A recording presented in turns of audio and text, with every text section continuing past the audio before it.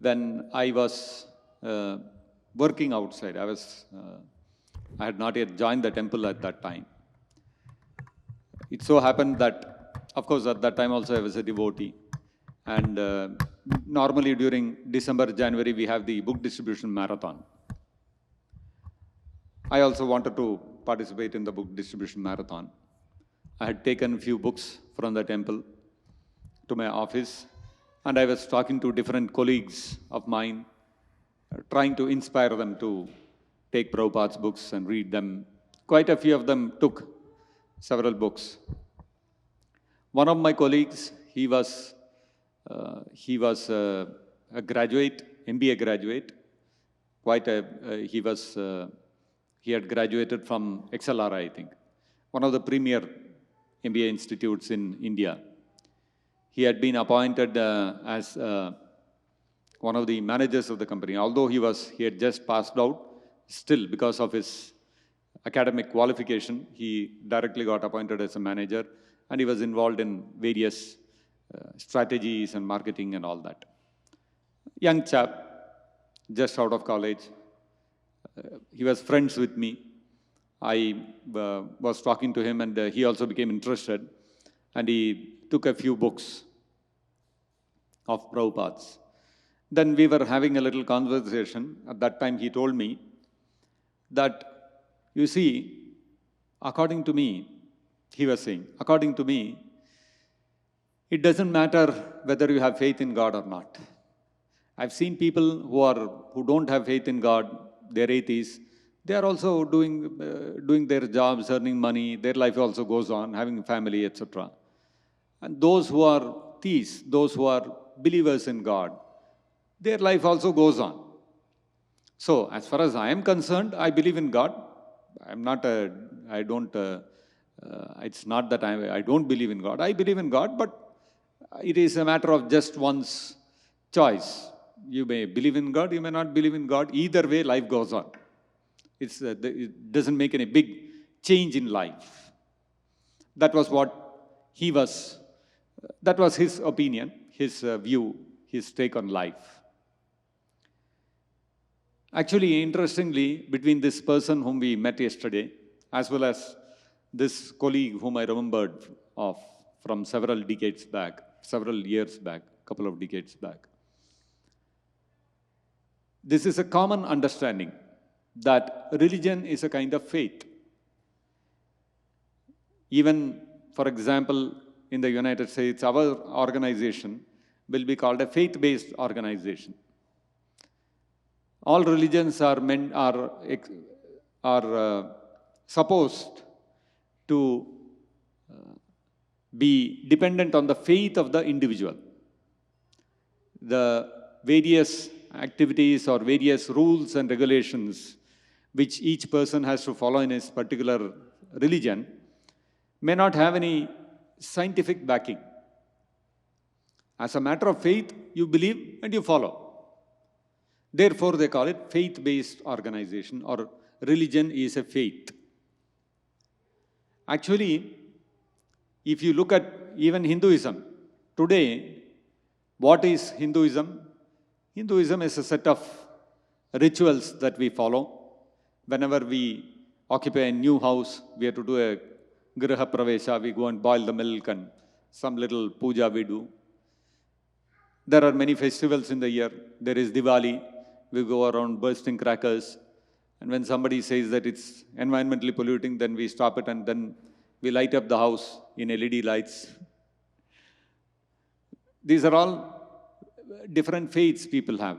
Navaratra comes, people fast. Kadava Chauth comes, women fast for their husbands. Now a lot of advertisements are there, why women should fast, let men also fast. So because there is no reasoning behind this, just that women have been told because women are oppressed and all that.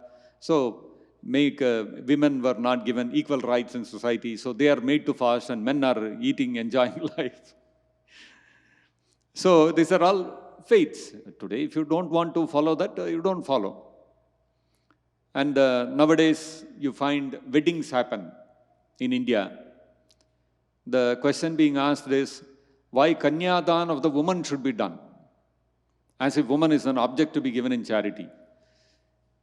Now the trend is the boy's parents do the Kanyadan for the boy, not for the girl. And then another wedding which happened, some Bollywood star was marrying somebody else.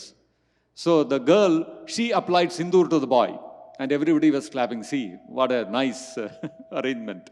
Why only woman should carry the symbol of marriage? Let the man carry. So all Hinduism has come to mean the set of rituals like this, which have no meaning and which are interpreted as being unfavorable or unjust to women. And some things are harmless. Okay, you light up your house on Diwali and exchange some gifts and make some sweets. So, actually speaking, when Hindus, when they are, when their understanding of the religion boils down to simply following some set of rituals without proper understanding of the spirit behind them, then what happens is it becomes simply blind faith.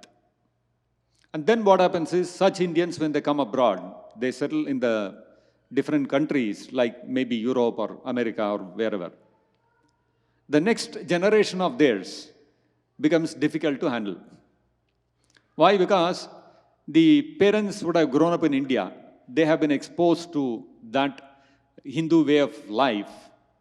Now they want their children to follow that. But the children are growing up exposed to the Western world. And naturally the children are not interested in all these rituals. And the parents, what they feel is somehow our children have to continue to whatever we have been following. They bring them to the temple, make them, they engage them in learning some traditional Indian music or dance which the children are not interested in. And then they make them come to the temple and try to make them, when you come to the temple, you have to take off your slippers and you have to bow down before the Lord. These children will be wondering, what is all this, rituals? And so when the children grow up, for them it becomes a kind of torture. Parents are simply forcing us to do things which nobody else does. So why we have to follow? And naturally the generation after that, though, they will be totally completely out of the Indian way of life. Actually, what happens is, why this disconnect happens for the younger generation is because we have to understand that, especially when it comes to Hinduism, what we call today as Hinduism, we of course understand that Hinduism is a modern terminology given by the Mughals when they invaded India. Those people who used to live across the Sindhu river, they were called as Hindus. Actually, it is a Vedic way of life. The Sanatana Dharma, our Dharma is actually Sanatana Dharma, which means eternal occupation. Dharma, the word Dharma actually does not translate as religion. Dharma means that intrinsic quality or characteristic of an entity which cannot be separated from it. Example given is, for example, somebody gives you some sugar and you put it in your mouth. It should taste sweet. Put it in your mouth and it tastes sour. What will you say? You will immediately spit it out and say, what is this you have given me? It's not sugar. No, Baba, look at it. It looks small crystals, white in color, exactly like sugar. So this is sugar. No. Just by looking like sugar, it won't become sugar. Dharma of sugar is to taste sweet. Dharma of salt is to taste salty. If you put, somebody gives you some white powder, you put in your mouth, it is very sweet. What will you say? This is powdered sugar. No, look at it. You take salt and you look at this powder, both are looking alike. So by external feature, that powder does not become salt. When you put in the mouth, it has to have a certain taste. That is the inseparable characteristic of that entity. Similarly, all living entities also have an inseparable characteristic which is intrinsic to them. It cannot be separated from them. What is that intrinsic characteristic? What is the dharma of all the living entities? Just like dharma of sugar is to taste sweet. Similarly, what is the dharma of all living entities? Dharma of all living entities is to render service. You take any person, everybody is engaged in the service of somebody or the other. A person goes to office, he is rendering service to his boss. His boss is serving his boss. Finally, there will be some MD or CEO of the company. He is serving the board of directors. What are the board of directors doing? They are serving the general body members, the stockholders, shareholders. Now, what is the shareholder doing with the money he is earning from the share he is having? He is serving his family. So like this, everybody is serving somebody or the other. Nobody is free of service. Therefore, the dharma or the inseparable characteristic of a living entity is to serve. Now, problem is that service we are rendering to the wrong people, and therefore we do not become satisfied, although we are engaged in our intrinsic characteristic. If we serve the Supreme Lord Krishna, then we can become satisfied and happy. As long as we keep serving others independent of our service to Krishna, then what happens is, despite serving, we will not become happy. The best example of this is Mahatma Gandhi. Gandhiji served the whole nation. He kept aside his career, his personal ambitions. His only desire in life was to serve his people, the people of his nation. And he served them so well, he managed to get independence for the country from the Britishers. But finally, what happened? The very same people whom he liberated shot him dead. And in fact, towards the end of his life, Gandhiji was saying, nothing can make me happy except death. He got what he wanted. The aim of his life was fulfilled. He got liberation from the Britishers, but still he was not happy. Therefore, whether we serve ourselves, our senses, our desires, or we serve our immediate family members, or our nation, the people, the citizens of our country, or even if we serve the whole of humankind, still we cannot become satisfied and happy. That is possible only when we serve Krishna. Therefore, understanding this and engaging the people in the service of the Supreme Lord is the fundamental basis of the Indian way of life. And that is why it is called Sanatana Dharma. It is the engagement of the living entity in his eternal occupational duty of serving the Supreme Lord, by which every person can become happy and satisfied. Therefore, the Hinduism or Sanatana Dharma is not simply a set of rituals. The religious part, the ritual part of the Vedic culture is actually meant to be part of a bigger scheme of things. The idea was to inculcate a culture of surrender in the practitioner. The culture of accepting a higher authority, that there is a superior power, and gradually develop that understanding to come to the point of realizing who is that supreme power or supreme powerful person. That is Krishna. And then surrender to him. That is why you will see in Vedic culture so much importance is given that the junior people must respect their superiors. Children must bow down to the parents. They must touch their feet. These kind of practices are there. Why? Because it inculcates that culture in the people that I am not completely independent. I have to respect my superiors. There are people who are superior to me and I have to offer them my respects. We go to the temples of various devatas and we offer our obeisances there. Why? Because it gives us a culture. We develop that understanding that there are higher people who are more powerful than human beings, who are providing us the necessities of life, and we have to express our gratitude to them. We cannot enjoy anything independently and totally freely. I can do whatever I want. I can enjoy whatever I want. No, nothing comes free in this world. Even the sunlight and the water and the air that we are breathing, all this we have to there is a certain fees that we have to pay for this. Just like we are sitting in this room, all these lights are nicely illuminating this place. So if we think, oh, nice, electricity is coming, lights are all burning, very good, and we keep enjoying this, after 1 month, the electricity bill will come. We have to pay the bill. If you don't pay the bill, what will happen? They'll send a notice, they'll send a second notice, finally they'll cut off the supply. So, we are enjoying the sunlight and moonlight and air to breathe and all these kind of things. Freely we are enjoying. But it is not free. We have to express our gratitude for all these facilities which have been given to us by the superior arrangement of the Supreme Lord, Krishna. So God's arrangement is such that all of us can spend our life very peacefully and harmoniously.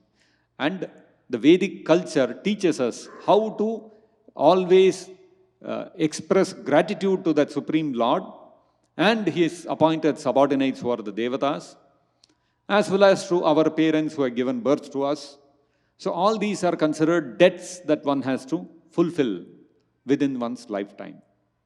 And therefore, all the rituals in the Vedic culture, in the Hindu religion, are meant to inculcate that sense of gratitude for whatever service we get from others, whether it is the parents, whether it is the Devatas, whether even if it is any other animal. Just like we all grow up drinking cow's milk. Cow's milk is very essential, very nutritious for the children, especially in their formative years. Milk gives calcium, it gives vitamin B12, very important for the development of the brain nicely, to develop proper intelligence. It's a miracle food. In fact, if we don't eat anything else, if we simply drink milk, we can survive. It will give all the nutrition that is required for the body. In fact, I remember once I had gone to Lucknow and I was meeting the Vice Chancellor of the Medical University in Lucknow. But a lady, she was the top person. The Vice Chancellor is the top person of the medical university, highly accomplished. She has done her doctorate in medicine and all that. Very accomplished lady. And we had some discussions, and then she invited us to her house. We went to her house, and she had prepared food without onion and garlic for us. And she was very nice to us and took good care of us, very hospitable. And while we were having dinner with her at her house, her mother walked in. This VC means she is also quite elderly. She was probably in her late 40s or something. And her mother walked in. Her mother was more than 60 years old, but sprightly young lady, walked in all by herself, did not even use a walking stick or anything. She had heard that some sadhus have come to the house, so she came to meet us. And being an elderly lady, she had a lot of respect, and so she came, sat down at the dinner table, and we were all talking. Then I told her, you should also please have dinner with us. Why are you not having? Then the VC told that, you see, she has grain allergy. She can eat neither wheat nor rice. So I said, for how long she is having this? The VC said, for about last 30-40 years, she has not eaten grains. I was surprised. Then I said, how is she surviving? If she doesn't eat grains, how can she survive? How does she, and I can see she is quite healthy. The VC replied one word, milk. So cow's milk, that's all. She is surviving. Some fruit she has every day and some milk, quite healthy, hale and hearty, carrying on all her activities, all by herself. So milk is such an important food. It is called the miracle food. It gives a lot of nutrition for the body, very essential for the child's development.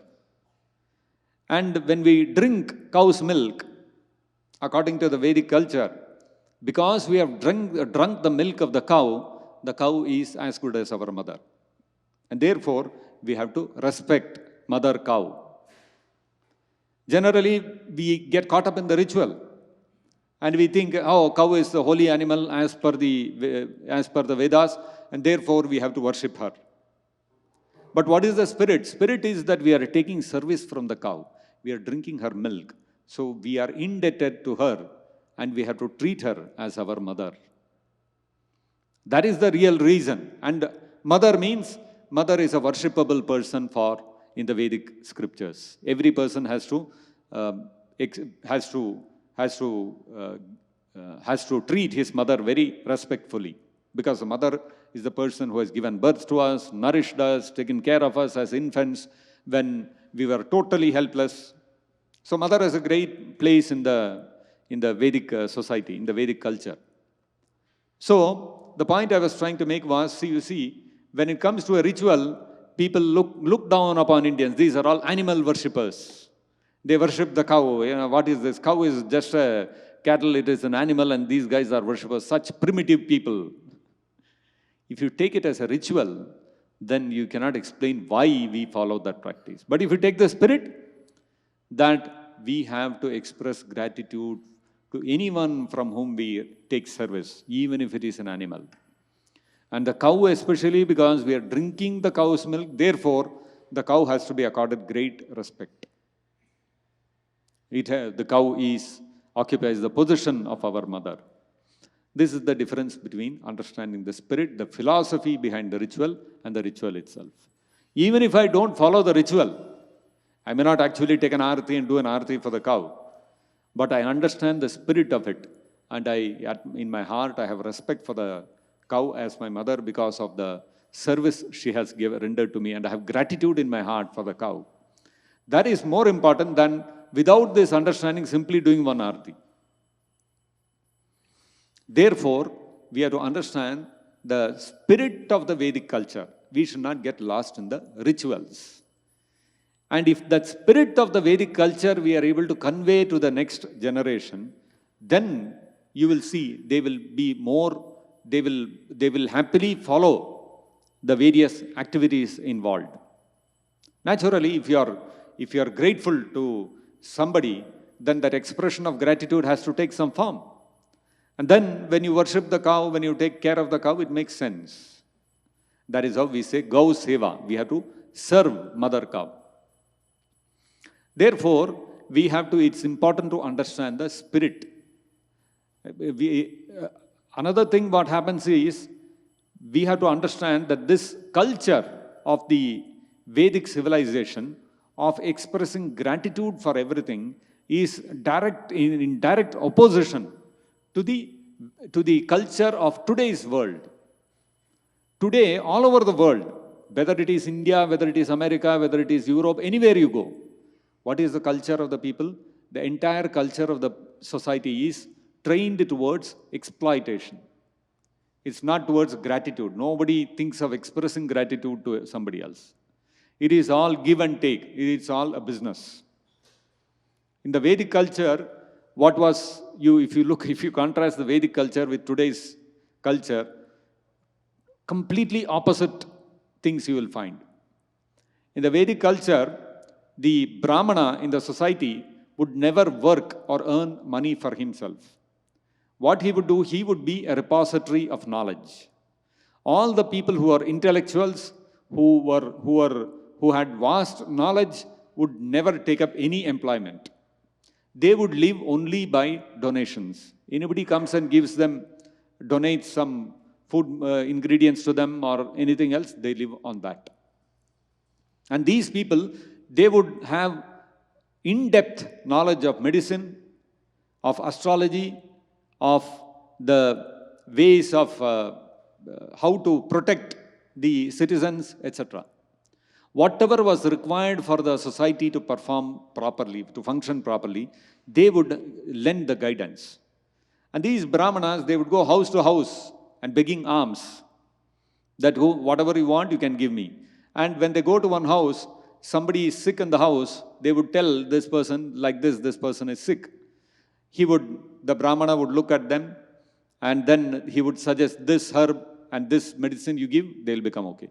The people would go to the forest or local, whatever garden is there, they would take out all the herbs and they would administer to the people, and the people would become okay. That is how Ayurveda flourished. So, medicine was free. You didn't have to take an appointment with the doctor. You didn't need medical insurance. You didn't need multi-speciality hospitals. You didn't need to pay big fees to the specialist doctors. None of these things were needed. And then you look at education. The Brahmana would have under a tree he would sit, and he would impart education to anybody from the village who would come. The children would all come, they would study under the guru, and then when they would get educated, they'll give some guru dakshina. Dakshina is not fees. Dakshina means it is giving in donation, charity.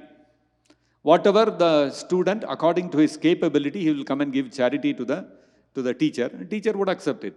Somebody is the son of some rich man, he will come and give some very rich, some gold or something like that. Some poor man's son, he will come with a handful of grains, the teacher would accept. According to your position, whatever you can give, I'll accept. Education was free. No need of international schools and pay big fees. All those things were not needed. You look at, you take art forms, people used to sing and dance and all those kind of things. They would go to the king's court and they would perform different art forms, and the public would also assemble, they would also watch, and the king would give something in charity and they would survive on that. Entertainment was free. You look at today's world, education, big business. All businessmen, they think if I open a school, how much money I can make. That's the first calculation they do. Then they take a loan, buy a property, build a school, run it and repay the loan and make money. They become educationists. Then you look at this one, entertainment. Hollywood, I don't know how many billions of dollars worth industry it is. Big business. Entertainment is a big business. Medicine, even bigger business. Look at pandemic, all businesses stopped. Practically, airlines industry suffered a lot, hospitality industry suffered a lot, but one industry thrived. You all know which one it is. The pharmaceutical industry, those who made vaccines, their profits doubled and tripled and quadrupled. Medicine has become a big business. Sports. People used to play sports for leisure. Sports has become a big industry. So many leagues, whether it is soccer, whether it is football, whether it is cricket, big leagues, and people make, and those who are sportsmen make millions, and those who own those leagues, they make even more money. That has also become an industry. Everything is money making. Any proposal you bring to people, people will first ask, how much money am I going to make out of this? There is no concept of, that whole concept itself has gone Vedic culture where everything was done as a service and as a repayment of one's gratitude to the society. The Brahmana would think, I've gained all this knowledge. Now, it is my duty, I am indebted to give this back to the society. So he would never ask anybody any fees for imparting the knowledge which he had got. He felt it was duty to share. Today's world, anybody comes across some good piece of knowledge, first thing is go and make a patent. Why? Because if you have a patent, you can make a lot of money out of that. So this is the nature of this material world, of this civilization, current day civilization. Current day civilization is entirely centered around how to exploit and make money. Whereas Vedic culture, the Sanatana Dharma was centered around gratitude. Totally opposite cultures. Now, what happens is in India currently, there is partial exposure to that culture. Now, what is left of the Sanatana Dharma Vedic culture in India is only the ritual part. People don't understand the spirit behind the thing, the actual culture that what is it that we are supposed to imbibe.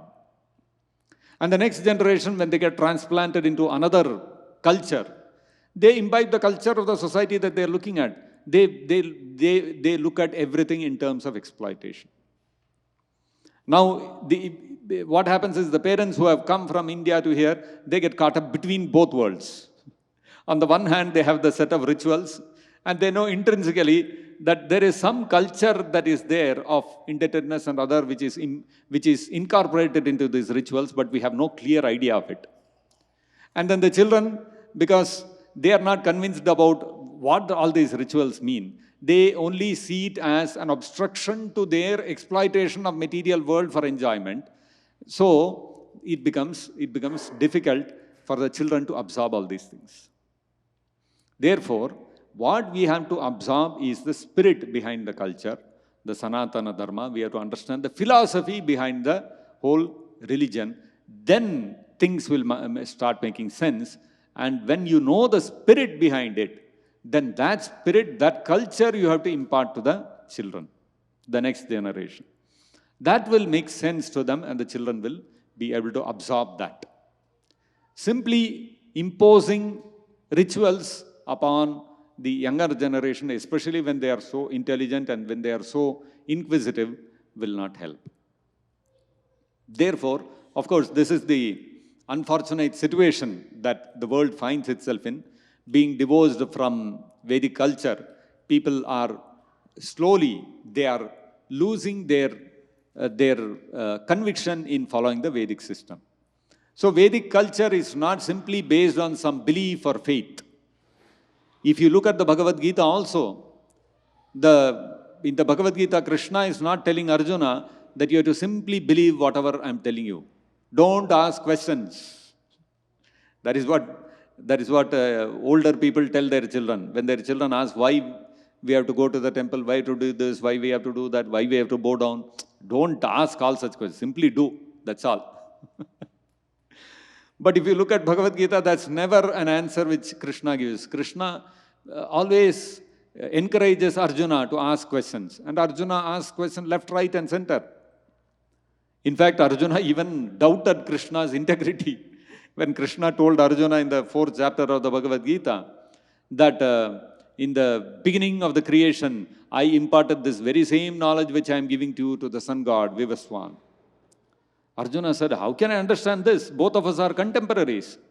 I was born a few years ago and you also have appeared a few years ago. So how can you instruct this science to the sun god billions of years ago at the beginning of the creation? How do I understand this?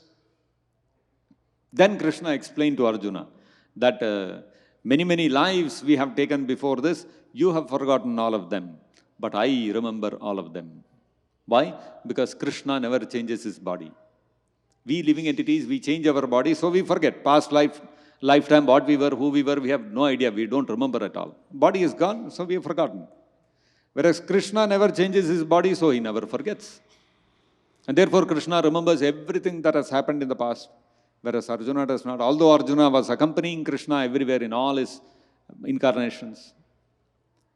So, this questioning, this mood of questioning is inbuilt into the Vedic culture. In fact, Krishna tells Arjuna in the Bhagavad Gita, Tad vidhi pranipatena pariprashnena sevaya upadekshanti te jnanam jnaninas tattva darshana.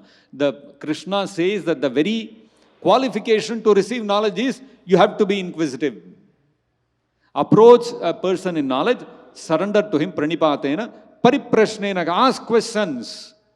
Upadekshanti te jnanam, then you will receive knowledge. So, Vedic culture is all about knowledge.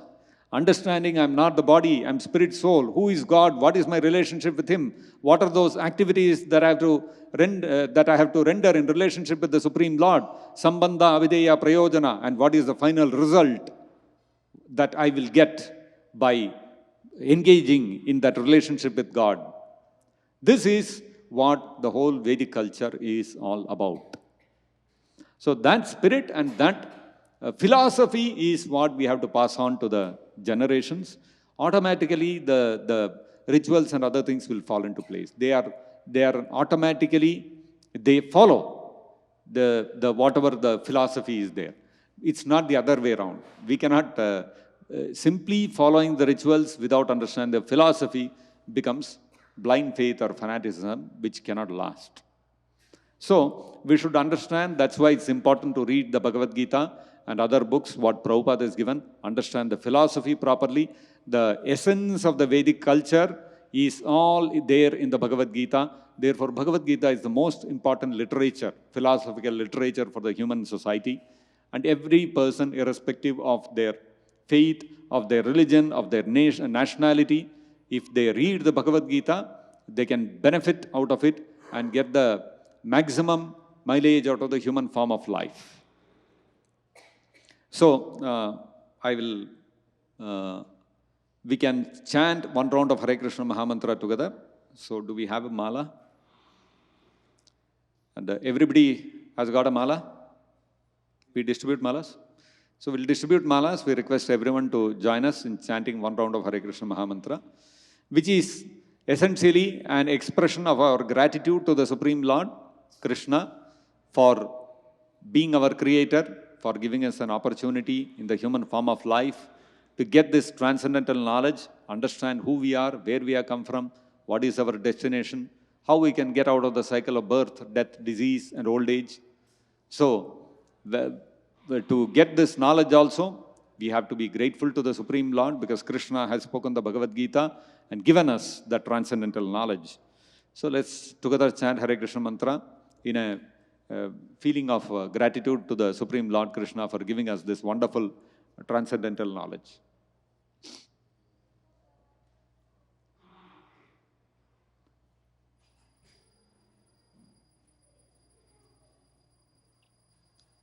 So we can start chanting with the Panchatattva mantra.